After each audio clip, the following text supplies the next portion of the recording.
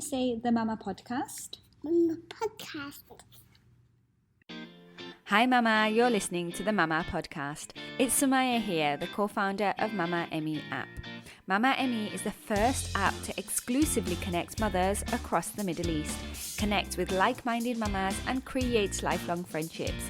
At Mama, we are all about connecting mamas to empower women. So let's join together and make this mission a reality. Hi friend, today I'm joined by Francesca and we're talking about homeschooling and more specifically unschooling.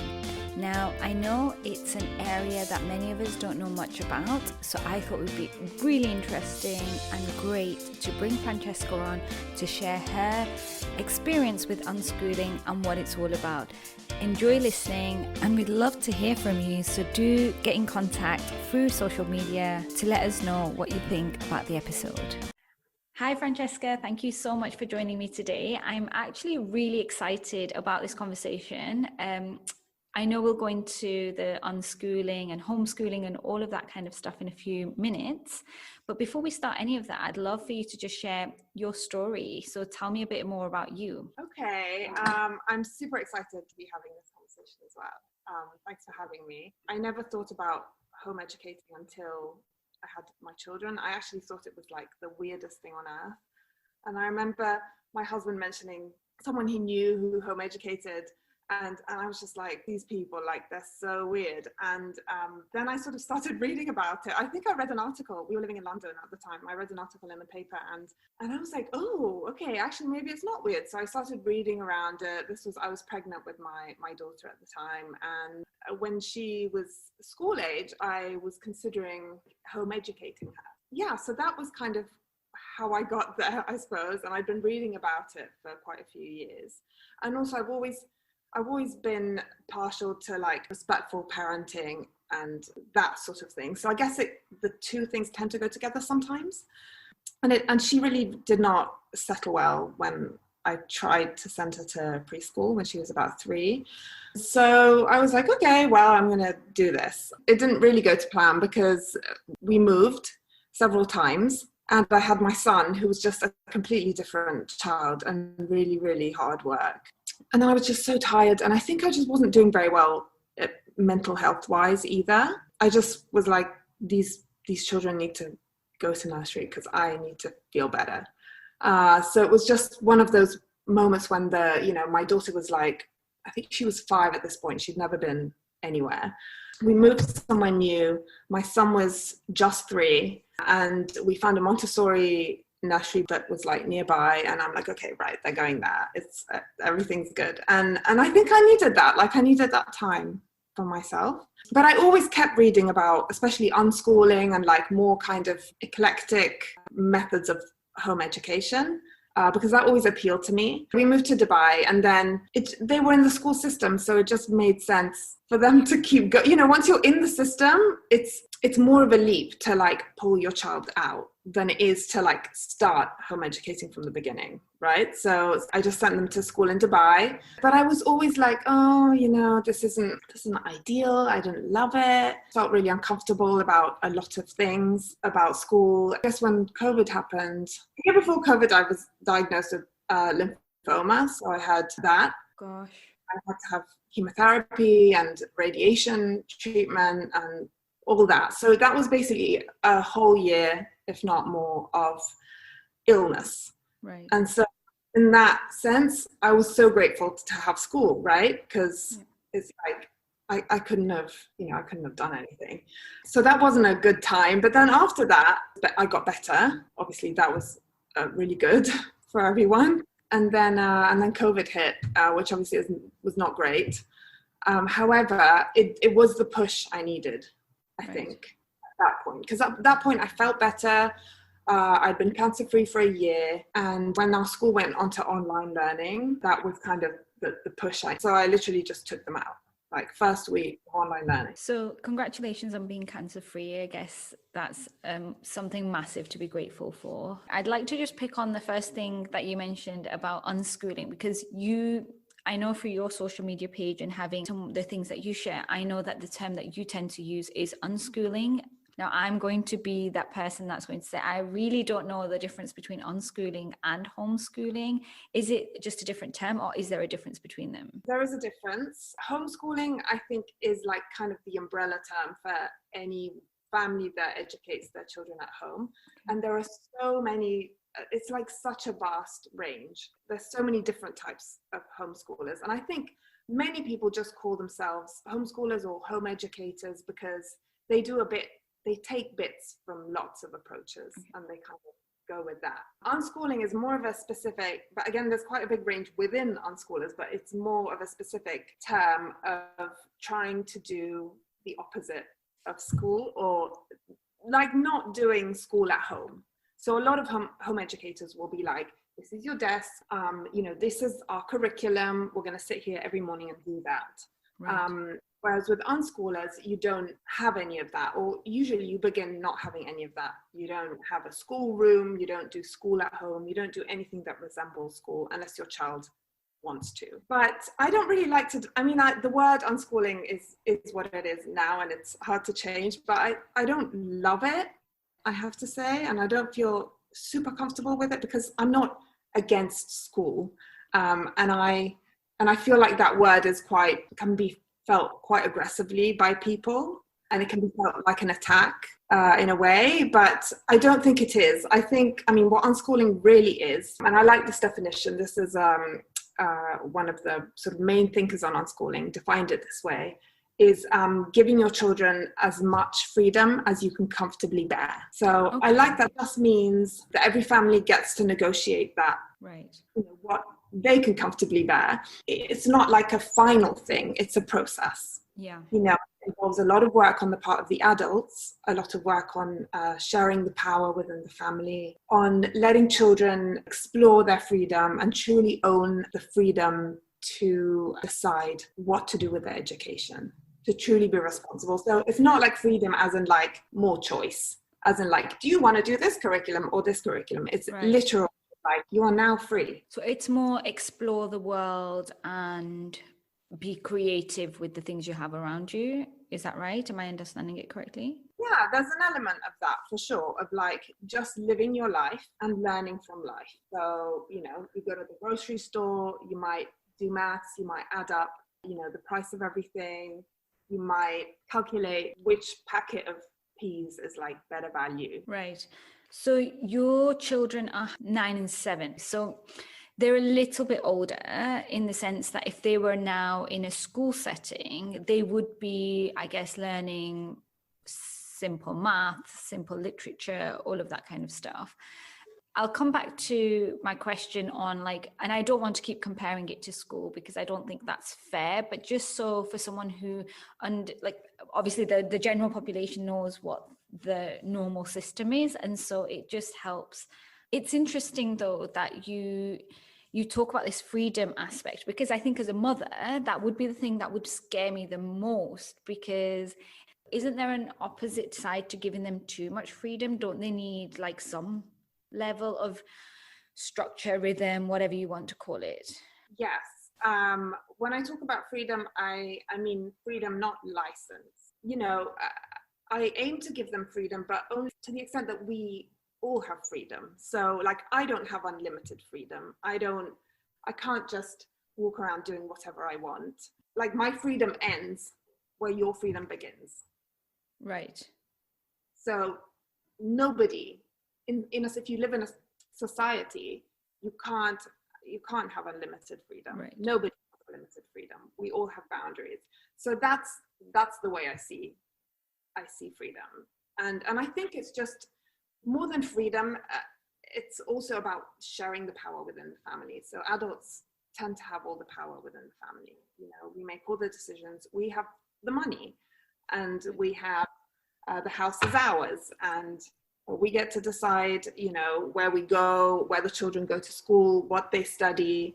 Children sometimes have a little bit of choice, do you want, I don't know, this or that for dinner? Right. But it's very limited. And I feel like it takes a really limited view of childhood to live like that.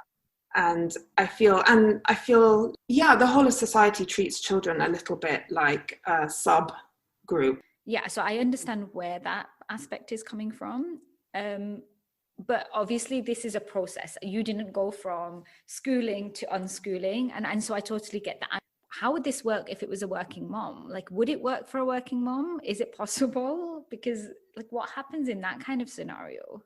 Well, I think it would be really naive for me to say that like everybody can do it, because not everybody can, and we're extremely privileged to be able to do it. And I was working last year, and I thought I might be able to work part-time, but it didn't work out. I was working in a nursery, and it didn't work out with the nursery hours, which is why I'm not working right now. But otherwise I would be working part-time and doing this, which might be a bit much, but it can be possible. So it is possible to work and homeschool. I know a lot of working moms who also homeschool, but it's not easy. It's not the easiest, and not everybody can do it. Some people have full-time jobs that they love or that they have to do, and I get that. Like, it's not, which is why I don't think, like, I don't want to seem like I'm saying that homeschooling or unschooling is for everyone. It's not. I mean, everyone has to figure it out. Like, I never felt like I had, one career path that I was really into, that I really wanted to follow. And maybe if I had that, I wouldn't want to have my children at home all day.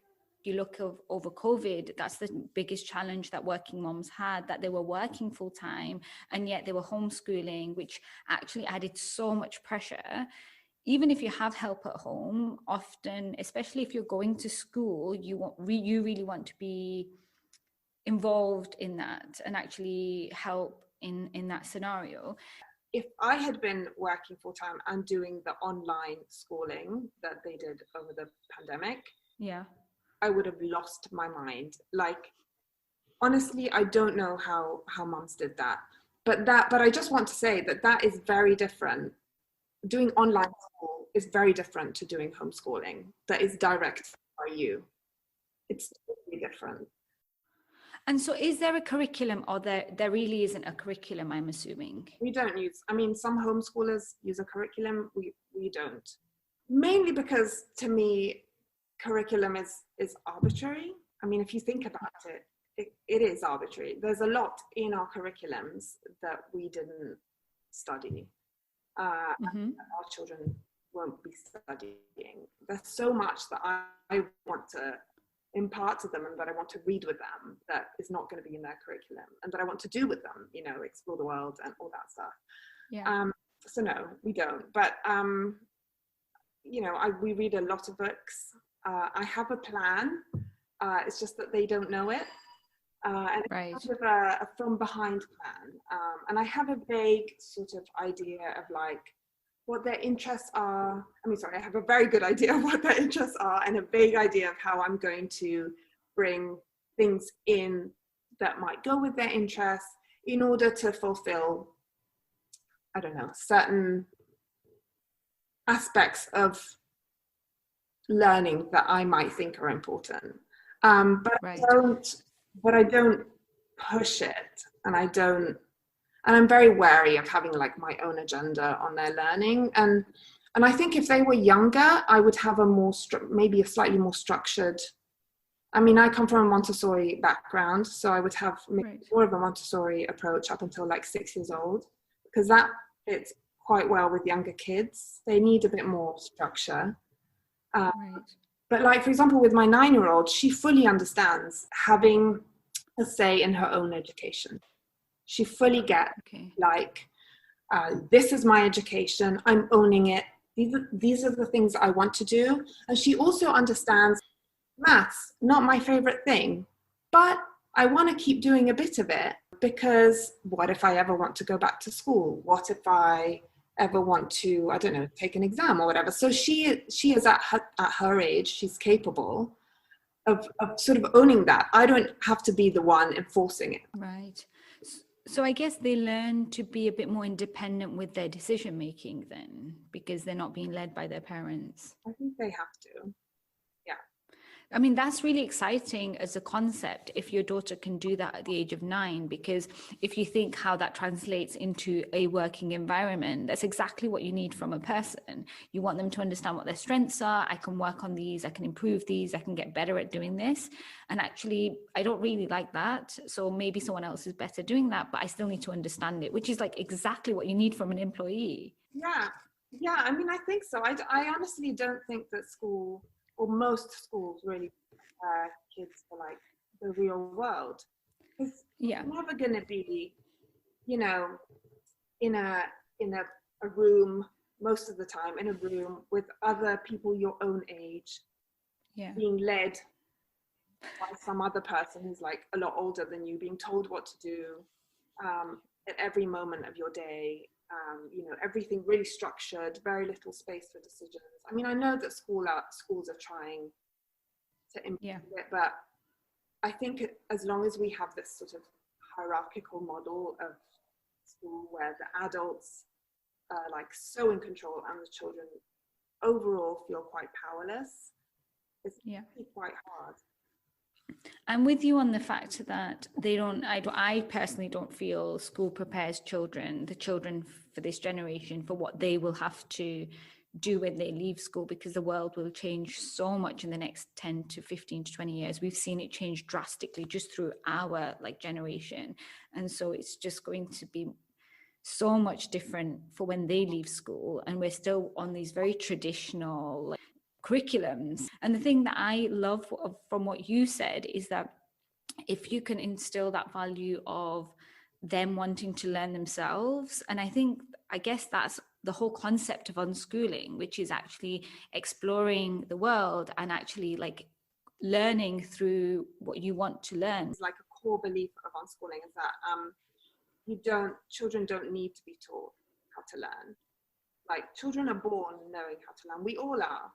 And school only gets in the way of that. I mean, I don't necessarily go with that, but if you're unschooling and if you buy into the whole of the philosophy, which generally speaking I do, then really we only really get in the way of learning. Like, we tell children like, this is how you're going to learn this or whatever, but they know how to learn. Like, they're human beings. They were born, they were born and then they learned how to roll over, how to grab things, how to sit up, how to crawl. Like, they learn all those things without anybody teaching them. And so unschooling believes that your child just keeps learning. It never ends. It doesn't stop at 2 or 3.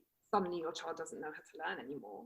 No, it just keeps going. And if your child lives in an environment that is rich with learning and knowledge and curiosity, they're going to keep learning. Yeah, I think that's really interesting. How long has unschooling been a concept? I think, okay, so there's many thoughts on this. I mean, a lot of people, there is an argument that some indigenous societies did a form of unschooling, even though obviously they didn't call it that. But, Right. Children lived with the adults, they watched the adults do whatever the adults did, they took part, and eventually they became adults and did whatever they were supposed to do. So the principle is kind of there. But it was only given a name and in I believe it was the 60s or maybe the 70s, 1960s, 1970s, by John Holt, who was a teacher and an educator, American. And he taught for many, many years, and then he stopped. He tried to he wrote many books about, what was going wrong in American schools and how he thought it should be better. And then he sort of gave up towards the end and was like, no, school is never going to reform. The only way is taking your child out of school. And then that's when he came up with the term unschooling and started a whole movement. And so that was the start of it. And so I guess that's a pretty long time. So those children from those, from the 60s and 70s will be sort of adults and in their 60s now. So I mean, I'm sure there's research and people that have followed them through to see sort of what happened. And so where are these resources? Where do we go to find these resources? If you look up Peter Gray, he's written many books. One of the main books is this. It's called Free to Learn. Okay. He's an academic and a psychologist. And he writes a really good column for Psychology Today, I believe. But if you Google him, he'll come up. And he's done research on grown unschoolers. So you can read about grown unschoolers he's interviewed and what they're up to and all that stuff. So it's really interesting. I'd be really excited to read that. That's what I'll be reading this evening. Yeah, well, because it's good to know where are we going with this. Absolutely. And I think being open to reading about other concepts that you may not be familiar with so that you can make your own decisions. If you only know one thing, how can you be sure that that's what you agree with? Absolutely. And I think the hardest thing for me actually about doing this has been has been getting out of my own way. Right. Because I went to school, I went to a pretty traditional British school, and then I went to university and all that stuff. And then I just carried on doing whatever I was supposed to do, or I thought I was supposed to do.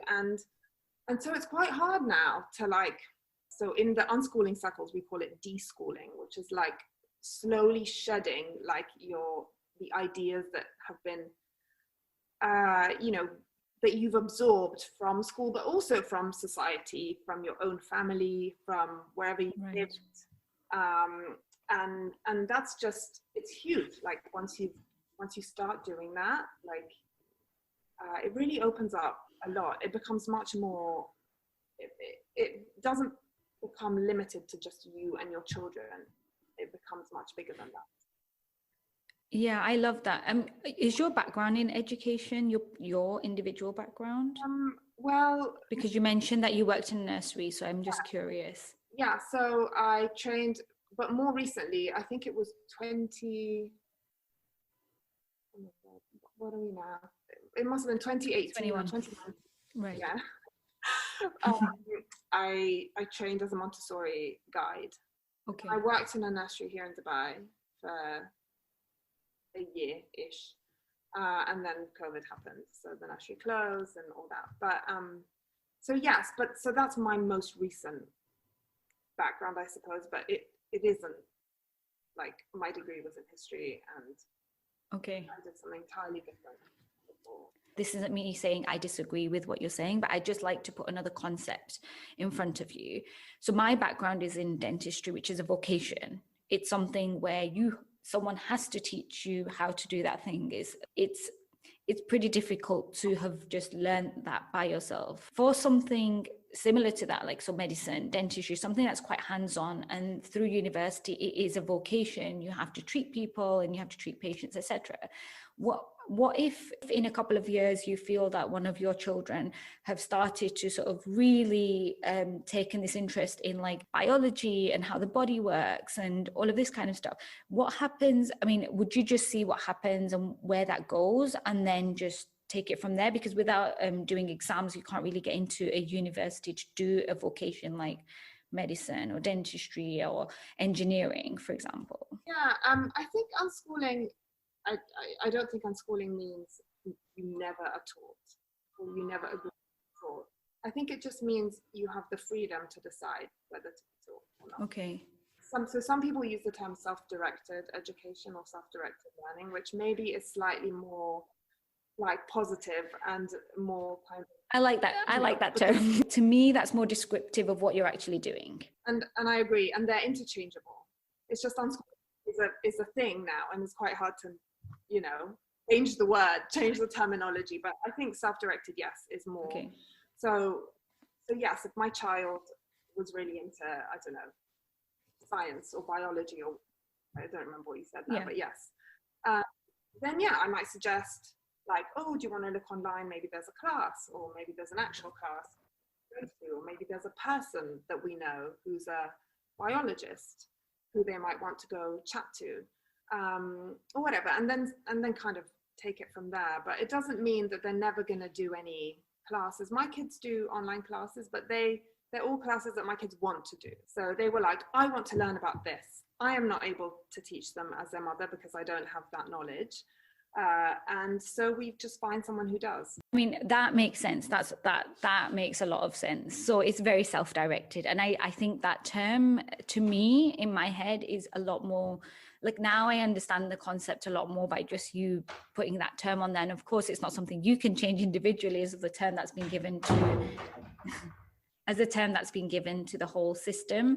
But being self-directed actually makes sense. So, you know, you assess the individual situation of what they want to learn, and then you just give them the tools to actually allow them to learn that thing. That makes a lot of sense. I mean, how do you feel about having your children at home all the time? Because, like, I don't want to say this because as a mother, it probably comes across really not very nice, but it's nice to have a break from them. Yes, I agree. The thing is, when they're home all the time, I mean, people ask me this all the time, actually.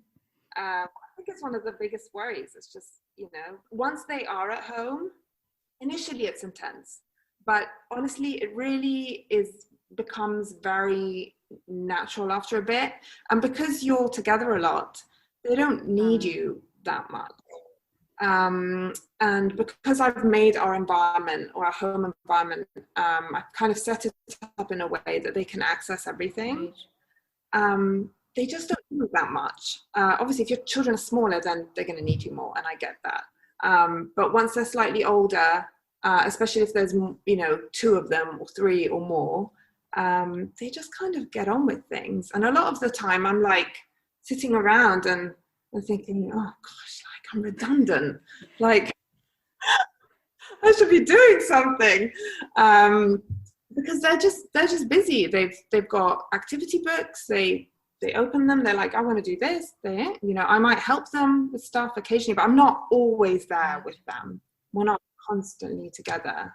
And also, they have a lot of friends, so, you know, they go on play dates. So that was something I was going to bring up, the social aspect of it, because so my daughter is much, much younger than your children. So she's coming up to 3 years old. And the one thing that she really enjoys about going to nursery is she talks about her friends.